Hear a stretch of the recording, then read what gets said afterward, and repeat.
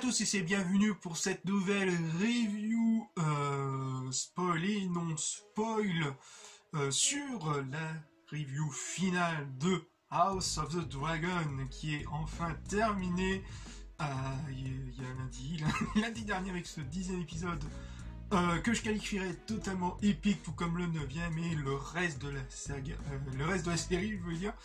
Et donc on va partir directement dans la vie non spoil. Donc qu'est-ce que House of the Dragon est une série, et au moins la saison 1 est une quasi sans faute? La réponse tout de suite. Faut savoir qu'à la base c'est toujours pas simple de rebondir sur au moins le succès d'un premier volet, notamment pour rebondir sur Game of Thrones, il faut tout de même le faire. Même si les dernières saisons, surtout la dernière, laisse tout de même un petit goût amer, faut pas se l'avouer. Donc, est-ce que HBO a aussi rebondi avec cette saison 1 franchement, pour un préquel, c'est une réussite totale. Franchement, très très bonne série. Au moins la première saison, et vu la dinguerie qui va se passer par les suite, franchement, de souvenirs, ça va être encore plus épique. Et comme je l'ai dit dans ma première review sur House of the Dragon, du moins les 3 premiers épisodes, c'est vraiment un plaisir de retrouver ce genre de partie d'échecs, de ce jeu de pouvoir où vraiment tous les pions se mettent en place pour vraiment arriver au final. Mais arriver au final sur le début où vous avez les deux joueurs qui commencent à mettre leurs pions. Les deux joueurs, à savoir, c'est vraiment la famille totalement divisée entre les Verts, donc les Hightower, et les Targaryens, représentés par la couleur noire. Donc au moment où ils commencent à mettre leur place, je pense que la saison 2 va être surtout où ça va surtout finir sur des points et des morts. Ça c'est sûr. C'est quasi certain, où tous les éléments ont été enfin mis en place, et c'est une très bonne, plus ou moins c'est une saison d'introduction qui fonctionne assez bien, en redonnant aussi des enjeux aux personnages, et qu'il a aussi cette faculté d'avoir un peu moins de personnages que dans Game of Thrones, ou dans la première série de Game of Thrones, où on se concentrait sur différents personnages, et c'est vrai que c'était pas aussi simple que ça. Essayer de recoller les morceaux avec ces différentes intrigues, etc. Donc là, vu qu'on va se concentrer beaucoup plus sur la famille Targaryen, sur la maison Targaryen, Valérien et Hightower, donc forcément ça va un peu alléger le récit et se concentrer vraiment sur des éléments qui vont totalement bouleverser l'histoire, notamment vers les derniers épisodes. Les 3 derniers épisodes sont vraiment exceptionnels, où vraiment tout s'enchaîne. Où c'est vraiment la rupture la plus totale. Il y a aussi les sauts temporels qui fonctionnent assez bien. Faut savoir qu'on va se séparer des actrices et des acteurs de base qui vont être remplacés par 2 nouveaux acteurs, notamment les 2 actrices de Rhaenyra et Alicent, qui franchement leur introduction fonctionne assez bien. Et franchement, les 2 actrices qui jouent Alicent, c'est assez bluffant comment elles se ressemblent, mais comme 2 gouttes d'eau quoi.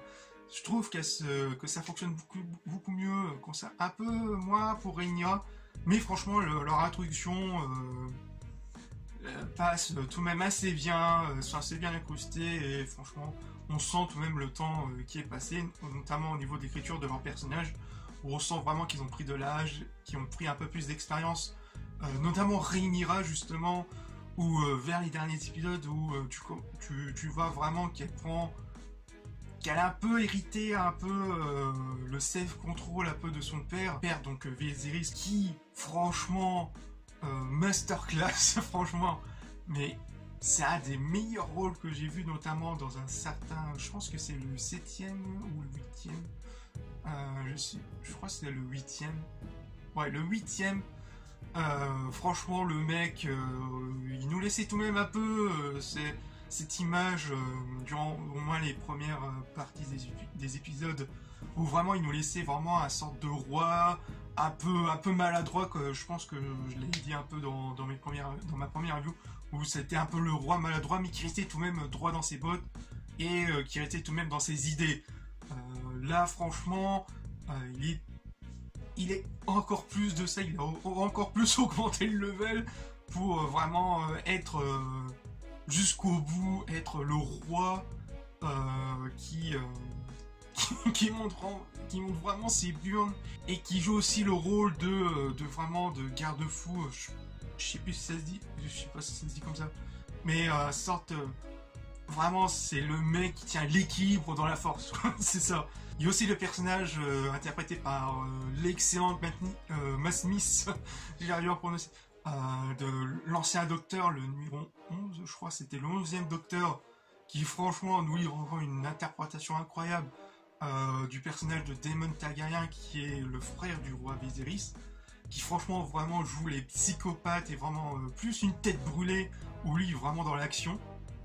Et qui franchement est excellent, qui est vraiment l'opposé de son frère et qu'on comprend vraiment les motivations, tout comme les autres personnages qui sont totalement vraiment gris, c'est-à-dire où on peut comprendre leur action, on peut comprendre comment ils peuvent réagir, mais chacun a ses forces et ses faiblesses, et notamment les faiblesses, mais qui sont assez d'une violence, par exemple Sir Criston, d'un seul coup il devient noble comme ça, tout gentil, un peu comme un Jon Snow.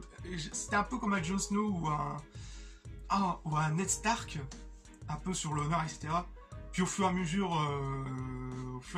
de la saison, franchement il pète des câbles, parfois tu te demandes mais what the fuck.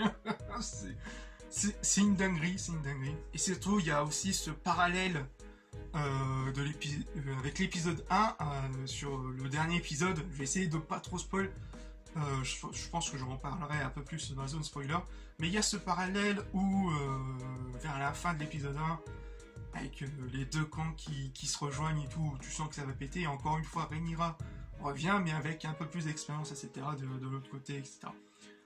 Donc c'était assez cool, et ça rajoute encore plus de tension, et je peux pas te dire, c'est un peu compliqué. Mais franchement, ça conclut assez bien, ça fait une sorte de boucle. Et ça ouvre à la fois aussi sur une nouvelle histoire, une nouvelle intrigue, où vraiment, où là, tout, ça va partir en couille. Ça, c'est sûr, j'espère que, notamment à certains combats, je pense que les connaisseurs connaîtront le combat que je veux en faire écho. Je pense que j'en parlerai dans un spoiler, mais s'ils le font, je pense que ça va se faire, mais oh là là, avec la qualité que ça fait, ça va être extraordinaire, ça va être épique, ça va être un véritable massacre. Et franchement, tu sens vraiment que le budget a tout de même assez bien servi, que la HBO a tout de même bien géré, que ce soit au niveau, surtout au niveau technique, avec la réal, encore une fois, qui est excellente, avec de la mise en scène, avec aussi cette qui, après Coronavirus oblige, je sais qu'ils ont tourné un peu des scènes un peu en studio, qui donne vraiment cette sensation de huis clos qui fonctionne tout de même assez bien, c'est tout de même assez intéressant, mais aussi des espaces un peu brunades qui montrent vraiment une ambiance un peu oppression, un peu mystère, un peu de tension, enfin j'ai oublié le mot, mais vous voyez où je veux en venir, où vraiment ça fonctionne assez bien, tout comme les effets spéciaux, franchement ça fonctionne assez bien, surtout les dragons vers la fin, c'est énorme. Même si, bon, on peut, d'accord, par-ci parfois, c'est un peu, on peut voir un peu le fond, mais franchement, on est totalement immergé dans l'histoire, franchement, ça passe large, c'est excellent. Je pense que c'est surtout vers le dernier épisode où vraiment, ils ont mis tout le paquet niveau effets spéciaux, excellent. J'ai quasiment rien à dire, franchement, HBO, GG à vous. Bien sûr, tout ça accompagné avec la musique. Oh, le retour de Rémi Djerboui qui fait vraiment plaisir avec les différents thèmes de Rhaenyra qui rebondit à chaque fois sur différents thèmes, qui donnent vraiment d'autres thèmes assez intéressants, qui fonctionnent assez bien, franchement, ça fait toujours aussi bien le café. Dès que la BO sort, franchement, ça sera direct, direct Day One. Je la veux, je la veux, je la veux, je la veux, je la veux, je la veux, je la veux. Même si, franchement, j'aurais aimé avoir un thème un peu différent pour l'opening. Voilà, petit chipotage. C'est vrai que j'aurais aimé avoir un autre thème que celui de Game of Thrones. Mais sinon, franchement, bah, ça m'a pas dérangé plus que ça. Voilà. Et donc, est-ce que c'est un quasi sans faute? Franchement, la réponse est oui, largement oui. HBO a très bien rebondi et faire renaître tout cela de Game of Thrones un peu plus de 11 ans plus tard. Ça fait plaisir, ils ont vraiment mis tout le paquet et cette fois-ci je pense qu'ils ont tout de même assez bien respecté l'histoire du moins de la première partie du livre, même si le livre passe avant et puis ensuite. Mais sinon ça rapporte tout de même une toute autre histoire avec de nouvelles enjeux, même si on connaît à peu près la fin. Ils réussissent tout de même à recréer de l'enjeu et à nous réintéresser sur l'histoire des Targaryens, des Velaryon, et de comment tout cela va partir en couille. Franchement, très très bonne saison. J'ai hâte de voir la suite et j'ai hâte de la revoir. C'est toujours un plaisir. Et franchement, en termes d'action, d'intrigue politique, etc., puis ce jeu d'échecs pour ce jeu de pouvoir, franchement, excellent du bout au bout. Tout s'enchaîne, voilà. Franchement, très très bonne saison 1 et hâte de voir la saison 2. Donc voilà, on va passer dans les zones spoilers. Donc pour tous ceux qui veulent pas être spoilés, vous pouvez liker, commenter, partager et vous abonner si c'est pas déjà fait. Bref, on va passer dans les zones spoilers pour en parler un peu plus. Au-delà des classiques notions d'espace où l'homme projette ses pas, il est une dimension où peuvent se glisser par les innombrables portes du temps. Donc dans la partie zone spoiler, où là vraiment je vais pouvoir me déchaîner, je pense que j'ai pu revenir sur le dernier épisode parce que ce sont vraiment les épisodes un peu plus marquants, notamment l'épisode 9 qui était vraiment épique aux petits oignons. Il y a aussi d'abord, je regarde un peu mes notes comme d'habitude. Qu'est-ce que j'avais marqué? Ah ouais, le roi Viserys. Incroyable acting jusqu'à la fin où je me demandais mais quand est-ce qu'il va crever ce con? C'est vraiment, il est en mode zombie, il en peut plus. En tout cas, il peut repartir en paix. Mais tu sens que le vieux, il commençait tout de même à partir en couille. Il avait quasiment plus toute sa tête. Parfois, il confond des mots, etc. Et justement, ce genre de petits détails va totalement basculer la balance. Parce que, au bout de sa mort, franchement, il y a Alicent qui est à côté de lui.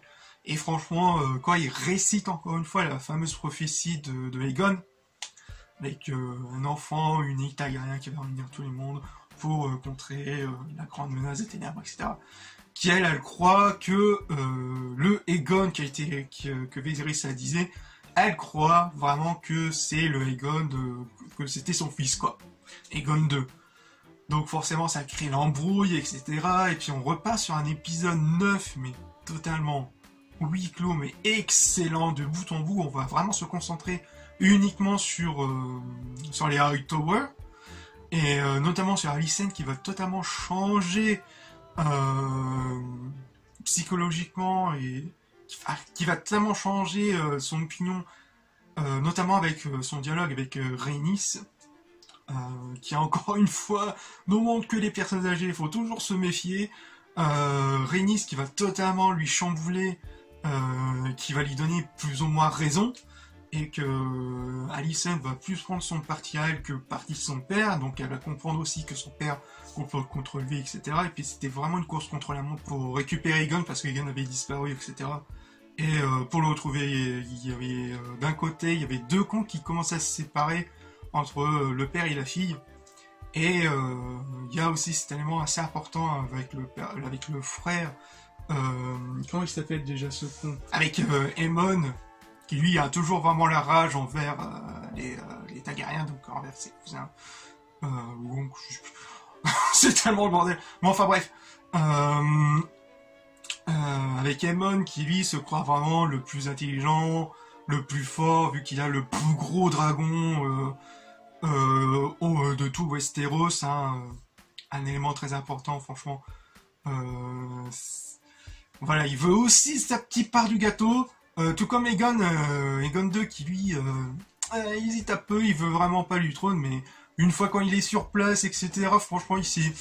Enfin, le peuple, même tu sens quand même le petit sourire de bâtard qui commence à se forger, et puis d'un seul coup, pas Rhaenyra, mais Rhaenys qui sort, oh là là, avec son dragon, oh là là, l'épicness, et c'est vrai qu'on aurait pu faire un Dracarys pour en finir, mais vu qu'elle comprenait aussi les motivations et un peu la compréhension qu'avait eu Alicent, franchement, je pense que ça peut partir logiquement là-dessus. donc elle les laisse vivre, etc. Donc c'est là vraiment tout le chamboulement où cette fois-ci dans l'épisode 10 on va se concentrer sur comment la nouvelle, comment Rhaenyra va apprendre la nouvelle. C'est vrai que tout était en huis clos, tout confirmé, on garde le secret, etc. Mais jusqu'à l'explosion totale, épicness dans l'épisode 9, franchement c'était incroyable, c'était dingue. Donc voilà, tu sens vraiment, comme je l'ai dit dans la partie no spoil, où Rhaenyra a pris tout de même de l'expérience et de l'âge en termes de politique et maturité. Je sais même plus qu'est-ce que je dis, je sais même pas si ça se dit en France. Mais vous comprenez un peu, avec ce parallèle de l'épisode 1, etc., où elle garde tout de même le contrôle de la paix et qu'elle essaye, un peu comme son père, d'être un peu la balance entre les deux camps. Quand elle apprend aussi la nouvelle, je sais que ça fait écho au premier bouquin où vraiment elle ressent la rage, où elle avait envie de sortir son dernier nez. Tu sens vraiment toute la douleur et la haine en même temps. Et puis malheureusement, la tragédie arrive et puis elle fait quasiment une fausse couche, un peu comme sa mère, encore une fois en rapport avec le parallèle où vraiment elle fait aussi une fausse couche avec sa mère. Enfin, elle perd plus un enfant. Quasi à peu près en même temps. Donc on ressent tout de même le parallèle, etc. et la tristesse et tout le drama, avec surtout le côté de Daemon qui lui veut vraiment taper dans l'action pour la trahison, etc. envers les Hightower qui les ont quasiment trahis, quoi, vu qu'ils ont couru des Aegon alors que Rhaenyra devait être la reine de base. Et vraiment, ça commence vraiment à se facturer, etc. Et tandis que malgré tout ce qu'elle a pris tout de même dans la gueule, jusque-là, Rhaenyra préfère tout de même apaiser un peu, jouer un peu comme son père. Mais très vite, on sait très bien de comment ça va se finir malheureusement. Donc elle envoie ses deux fils pour livrer des lettres, avec des messages d'alliance qui veulent être alliés, faut savoir qui va être allié, etc. Forcément, le petit frère est parti, donc le fameux Luke, non pas Luke Skywalker, mais Luke Harris. Le jeune Luke, franchement, le pauvre, oh la vache. La violence du truc. C'est... comment il s'appelait déjà le dragon de Luke Harris? Vagar, voilà, Vagar. Franchement, le dragon Vagar, c'est Godzilla, mais dans la mise en scène, où tu le vois avec la tempête qui commence à se lever, et puis l'éclair, tu vois la grosse bestiole. Fou. tu chies tout-même dessus, hein, même avec ton petit dragon, tu fais pas vraiment le poids. Et franchement, il y a toujours ce fameux Aemon qui est toujours avec la haine, qui veut vraiment toujours plus, qui veut vraiment sa vengeance, etc. Ouais, la belle grosse boulette de Aemon qui a pas pu contrôler Vagar. Vagar qui n'a pas trop aimé se faire humilier par un petit dragon. Ah, et tu sens vraiment la grosse boulette à la fin, tu fais oh merde. tu sens vraiment qu'il a fait vraiment la grosse connerie qui déjà il a pas pu contrôler son dragon en plus de ça. Il a fait mourir son neveu qui va déclencher quasiment la guerre. Et puis cette fin, après ça, la fin avec la musique, sans aucun effet sonore, juste la musique et l'image qui parle, avec Daemon qui débarque et qui va annoncer la triste nouvelle à Rhaenyra, son voix de dos, on comprend directement avec lighting, oh c'était magique, et ce regard à la fin, où tu sens vraiment que ça va partir en couille. C'est du 20 sur 20, franchement c'est du 20 sur 20, excellent. Franchement, je pense que j'ai plus rien à dire dans la partie spoiler. Sinon, franchement, ça s'enchaîne très très bien. Ça va du bout en bout et c'est comme je l'ai dit, avec cette partie de jeu d'échecs où chacun va construire son camp un à l'autre et petit à petit, ça va se finir vraiment dans un bas de sang hors des règles. Ça va être incroyablement dramatique, on peut dire ça comme ça. Parce que la suite, de souvenirs d'après les bouquins, on n'est pas prêt pour la dinguerie qu'ils vont faire. En tout cas, très très bonne saison, j'ai hâte de la revoir, j'ai hâte d'écouter la BO une fois qu'elle sortira sur CD, franchement. Très très bonne saison. Donc, House of the Dragon, c'est du 20 sur 20. Et encore une fois, likez, partagez, et abonnez-vous si c'est pas déjà fait. Et on se retrouve pour de futures vidéos. Peace!